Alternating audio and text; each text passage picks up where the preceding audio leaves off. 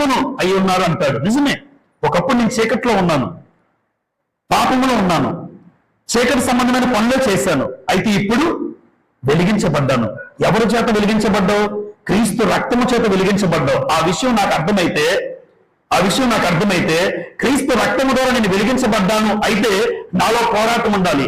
ఎందుకు? వెలుగులో బ్రతకడానికి పోరాటం. ఎందుకు? అపవాది ఏం చేస్తాడంటే ఎప్పుడు చీకట్లోకి వెళ్ళాలని ప్రయత్నం చేస్తాడు. చీకటి సంబంధం పనులు చేసేటట్టు మనం చేస్తాడు. వాడు ప్రేరేపిస్తాడు, ఎవరినైనా ప్రేరేపిస్తాడండి. అయితే ఒకటి, నువ్వు చీకట్లో లేవు, ఒకప్పుడు చీకట్లో ఉన్నావు, ఇప్పుడు వెలుగులోకి వచ్చావు. కానీ వెలుగులోకి వచ్చిన వాళ్ళు కూడా చీకటి సంబంధమైన పనులు చేయట్లేదా? వెలుగులో ఉన్నవాడు కూడా రహస్యంగా చీకటి పనులు చేయట్లేదా? అంటే నువ్వు ఎక్కడున్నావు ఒకసారి చూడు.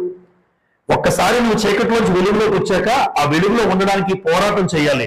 ఎన్ని శ్రమలైనా, ఎన్ని బాధలైనా, నిందలైనా, హింసలైనా, అవమానమైన